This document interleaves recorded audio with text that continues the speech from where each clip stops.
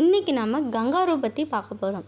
வயிற்றில் பையுடைய இந்த பாலூட்டிகள் ஆஸ்திரேலியா கண்டத்திலும் நியூகினியா பிரதேசத்திலும் அதிகம் காணப்படுகின்றன. கங்காருவில் 4 வகைகள் உண்டு. Red kangaroo, eastern grey kangaroo, western grey kangaroo மற்றும் ஆண்டிலோப் கங்காரு. கங்காரு 2 கால்களை காற்றில் உயர்த்தி குதிக்கும் போது வேகமாக ஓடும்.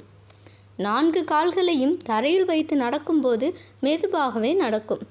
கங்காருவின் கால்கள் மிக சக்தி வாய்ந்தவை. அந்த கால்களால் தாக்கவும் முடியும். கங்காரு தனது உயரத்தை விட 3 மடங்கு உயரம் தாவி குதிக்கும் வல்லமை படைத்தது. கங்காருவுக்கு நீந்தும் திறனும் உண்டு. கங்காரு புல்லை விரும்பி உண்ணும். குட்டி கங்காருக்கள் ஜோய்ஸ் என்று அழைக்கப்படுகின்றன. ரெட் கங்காரு வகைதான் வயிற்றில் பையுடைய உயிரினங்களில் பெரியது. காட்டில் வாழக்கூடிய கங்காரு அதிகபட்சம் 6 ஆண்டுகள் வாழும். ஆஸ்திரேலியாவின் தேசிய விமான சேவையான கண்டாஸ் கங்காருவை தன் சின்னமாக வைத்துள்ளது.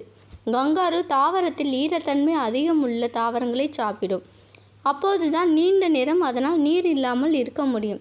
ஆடு மாடுகளைப் போலவே கங்காரும் உணவை அசை போடும் பண்பு கொண்டது. முதலில் வேக வேகமாக உணவை விழுங்கிவிடும்.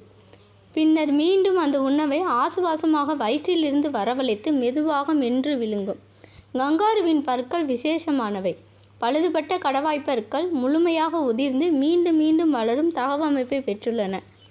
கங்காருவின் வால் தசை வலுக்கொண்டது, நீளமானது. கங்காரு வேகமாக ஓடிக்கொண்டே திரும்பும்போது விழாமல் சமன்படுத்தும் வேலையை இந்த வால்தான் செய்கிறது.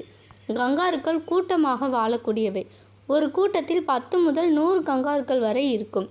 ஆண் விலங்குகளுக்குள் ஆதிக்கத்தை நிலைநாட்ட சண்டையும் நடக்கும். ஏதாவது அபாய சூழலை உணர்ந்தால் ஒரு கங்காரு தனது கால்களை பூமியில் வேகமாக அரைந்து மற்ற விலங்குகளை எச்சரிக்கும். கண்டிப்பாக அந்த பதிவு உங்களுக்கு பிடிச்சிருந்தா மறக்காமல் சப்ஸ்கிரைப் பண்ணிடுங்க.